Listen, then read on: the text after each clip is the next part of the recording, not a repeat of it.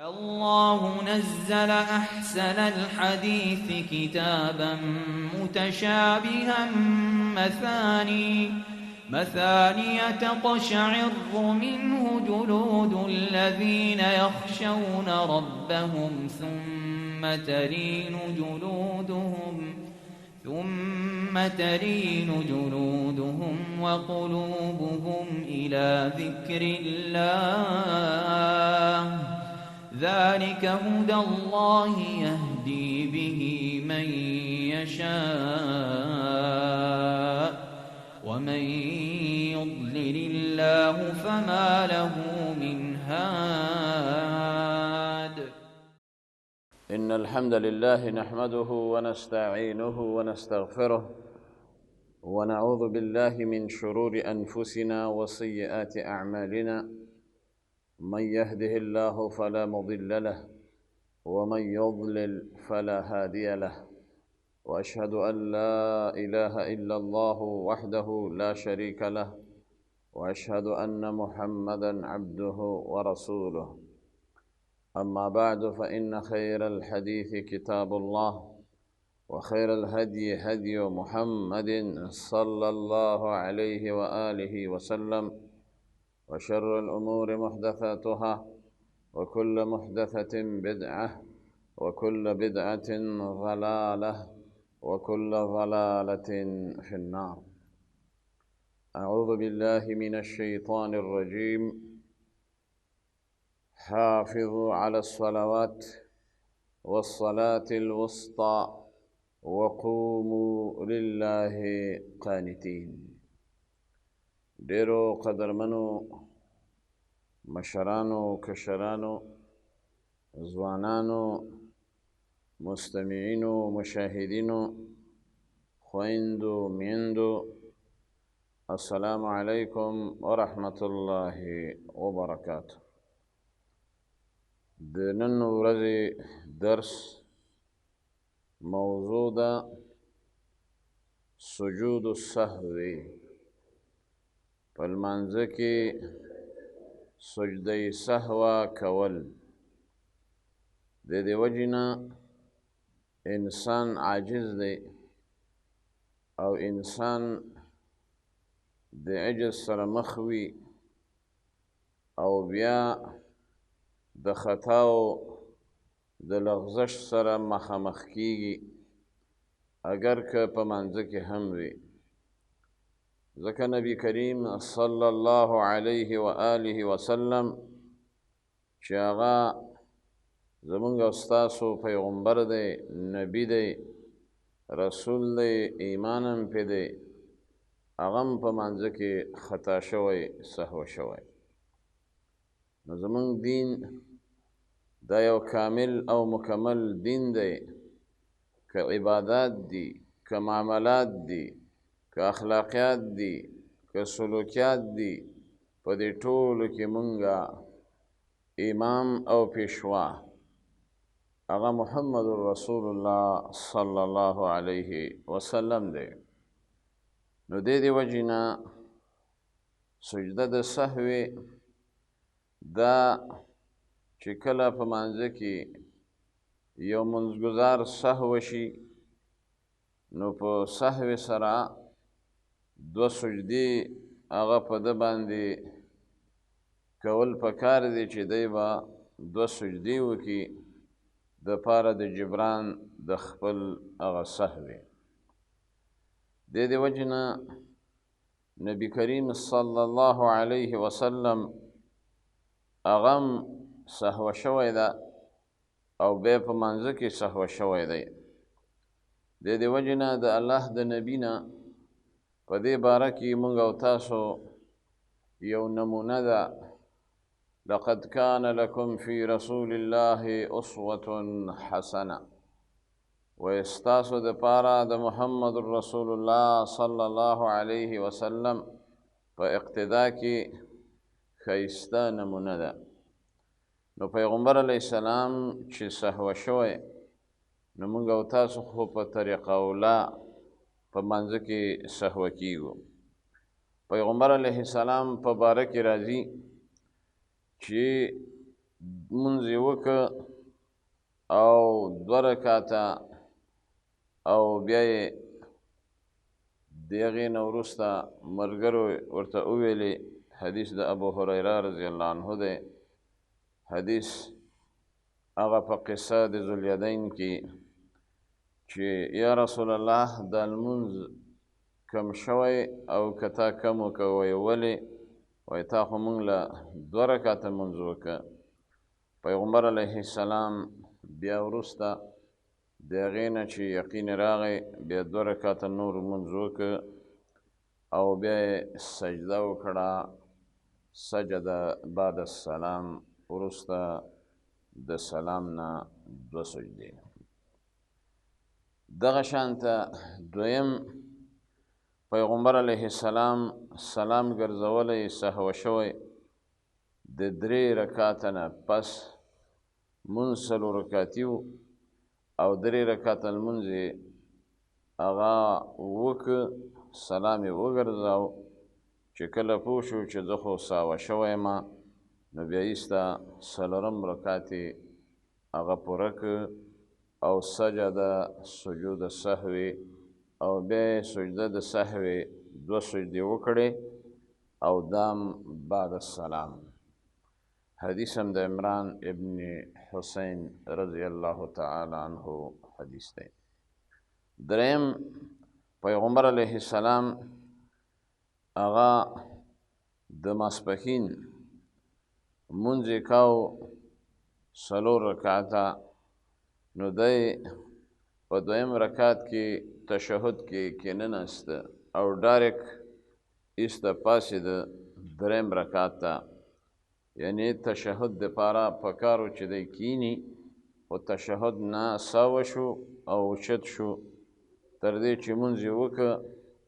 نو بیا په دې وخت کې سجده سجود السهوی خو قبل السلام، بیا یې 2 سجدې کړي د سهوی او مخکې د سلام ګرځولو نه. دا حدیث د عبدالله ابن بحینا رضی الله تعالی عنه کې واقعه ده، په احادیثو کې موجود دی. 4م پیغمبر علیه السلام ساوه شوی د ماسپښین په مانځه کې هغه 15 رکعته وکړه. نو بیا خلکو متوجه که صحابه کرامو چې یا رسول الله تا خو 15 رکعته وکړه او دا مونځ خو 4 رکعته و او مونځ هم د ماسپښین و. نو پیغمبر علیه السلام سجده سجدتین بعدما سلم، نو بیا 2 سجدې وکړې او دا 2 سجدې د سهوی وي او پس د سلام نه پاتې شو. پیغمبر علیه السلام د شک د وجې هغه نه د ساوه سوی چې په مانځه کې شک کړي، نو ځکه علماء کرام هغوی وایي چې لم یعرض له الشک فی الصلاة، پیغمبر علیه السلام ته په لمانځه کې شک هغه نه ده غورځېدلی. اما امت او اسلامی امت ته په لمانځه کې دا شکوک هغه راتللی شي. د دې وجې نه په باب د سجود السهو کې 2 خبرې دي د سجده سهوې په کولو کې. یو سجود السهو دی قبل السلام، مخکې د سلام ګرځېدلو نه هم 2 سجدې دي، طریقه یې په حدیث کې مشته لکه چې موږ او تاسو مخکې ذکر کړه. دویم سجود د سهوې دا بعد السلام، وروسته د سلام نه به بیا 2 سجدې هغه وکړي او یا مخکې د سلام نه به 2 سجدې هغه دا وکړي.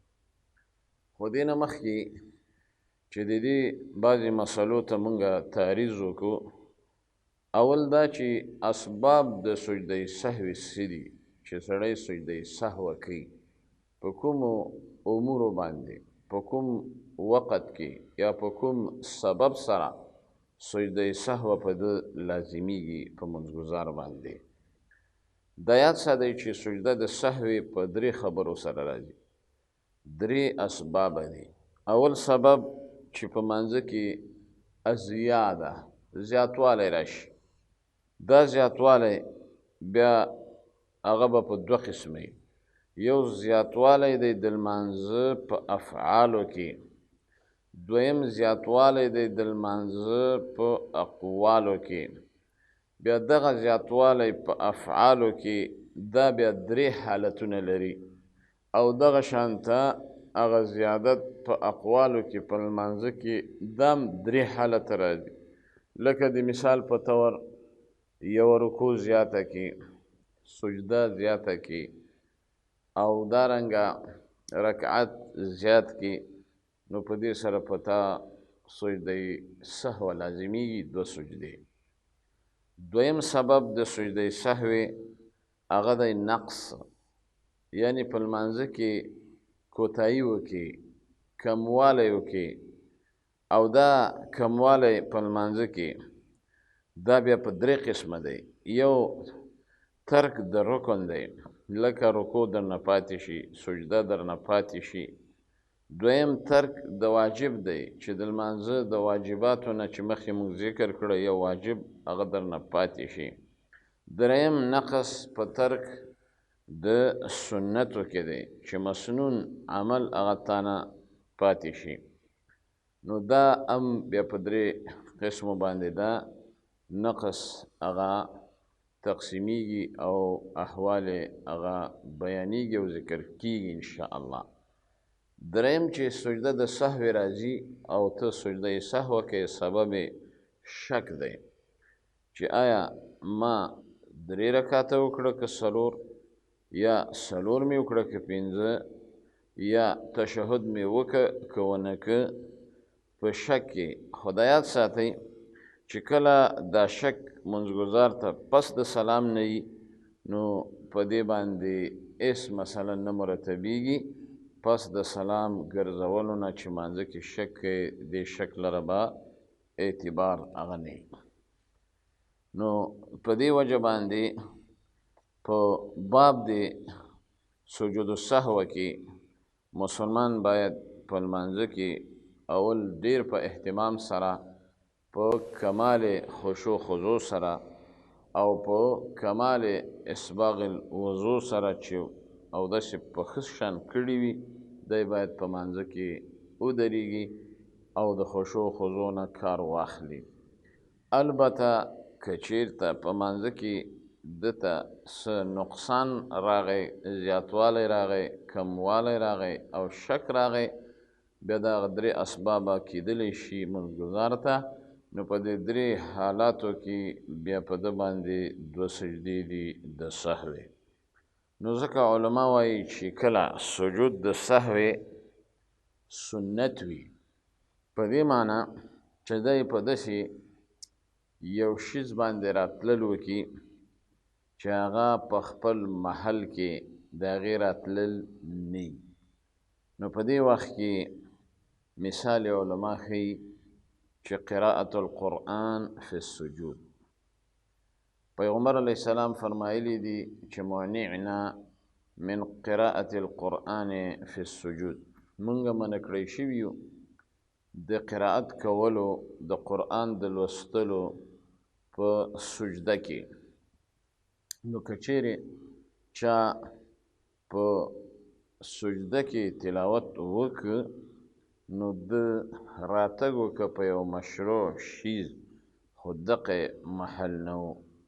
نو په دې وخت کې علما وایي چې سجده د سهوې کول سنت دي.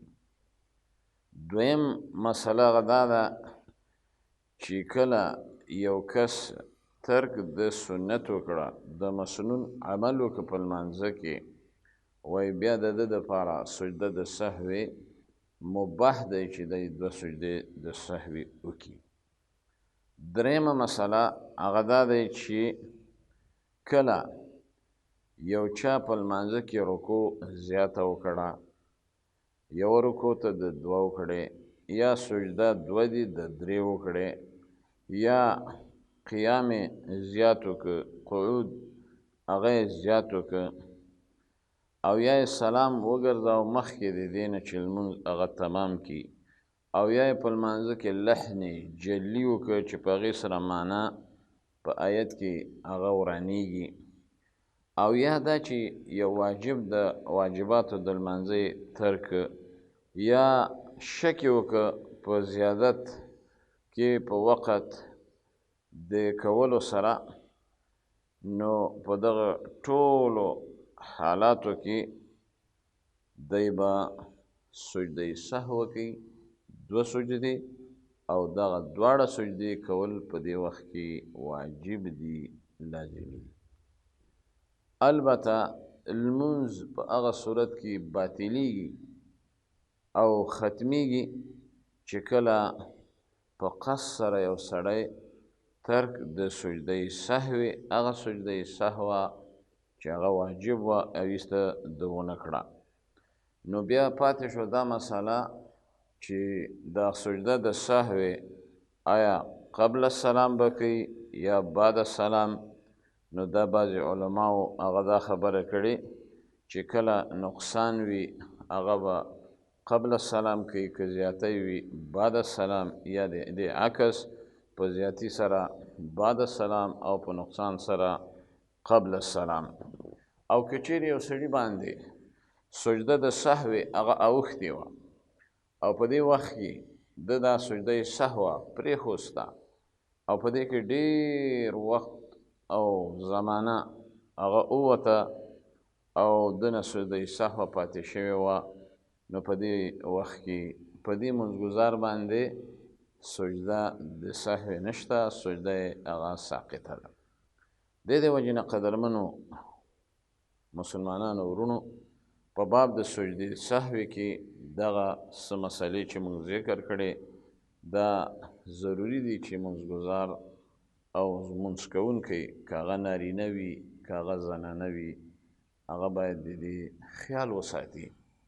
د دې وجې نه پیغمبر علیه السلام چې سید البشر دی، امام الانبیا دی، سید المرسلین دی، هغه معصوم دی، رحمت للعالمین دی، هغه په مانځه کې سوه کېږي، نو منځګزار خو به خامخا په مانځه کې سوه کېږي. همدا وجه ده چې پیغمبر علیه السلام په یو حدیث کې فرمایلی دي چې زه په مانځه کې ولاړ وم، په دې وخت کې شیطان راغی